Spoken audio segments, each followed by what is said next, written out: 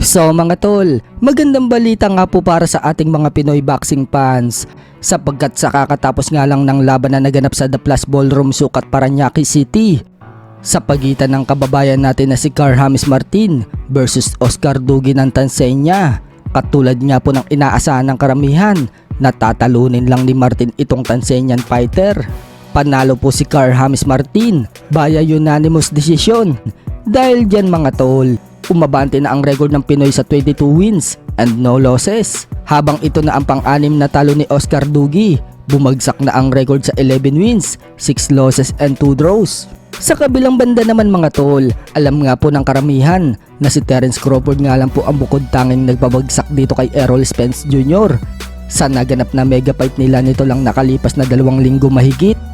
Sa isang video nga po na kumakalat mga tol, tila hindi makapaniwala ang trainer na Spence na si Derek James sa ginawang pagdidemolis ni Crawford sa bata niyang si Spence. Matapos kasing tapusin ni Crawford si Spence sa round 9, habang papunta si Crawford sa corner ni Spence upang makipagkamay sa trainer na Spence, makikita na pinisil ni Derek James ang gloves ni Crawford. Makikita din sa video mga tol na hinabol pa ni Derek James ang gloves ni Crawford, subalit hindi niya na ito naabutan.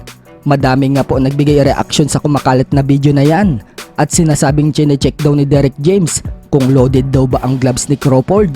Duda daw ang trainer na Spence sa lakas ni Crawford, kaya tinitingnan daw nito kung nandaya si Crawford. Hindi na din nakapagtataka para sa ibang mga expert na sasapitin ni Spence ang sinapit lahat ng nakalaban ni Crawford sa welterweight division. Lahat kasi nang nakaharap ni Crawford sa welterweight mga tol, pinataob niya.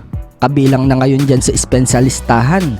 Para naman sa matalik na kaibigan ni Crawford mga tol na si Shakur Stevenson, hindi daw nakapagtataka na ganun daw ang sasapitin ni Spence kay Crawford. Alam daw kasi ni Stevenson kung gaano kalakas si Crawford dahil lagi daw niya itong nakakasama sa training camp. Pagbubunyag pa ni Stevenson mga tol, pinapatumba nga daw ni Crawford ang mga heavyweight niyang ka-sparring. Kaya naniniwala din si Shakur mga tol na kaya din daw talunin ni Crawford ang undisputed super middleweight na si Canelo Alvarez. Sa kabilang dako naman mga tol, Janrel Casimero, libreng pinapa-ensayo ang mga batang gustong matuto sa boxing gym niyang ipinatayo. Ayon kay Casimero mga tol, basta desidido daw na matuto sa boxing, open daw ang gym niya at libre ito para sa mga bata.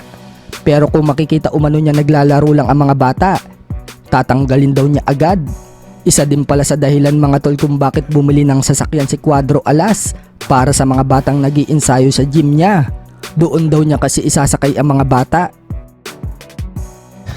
Sabi ko sa mga bata na sige, magsikap lang kayo, suportado ko kayo, kaya kailangan nyo na magpakita sa akin na magprosigi talaga kasi ayaw ko yung mga bata na pumupunta lang dun sa gym para mag ano lang, parang magduwa-duwa lang ba, ano yan?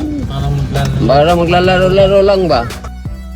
Ako ng ano, kaya bumili ako ng pick up kasi para pag mag-jogging kami, karga lahat ng mga bata. Kaya kailangan bumili agad ako ng pick up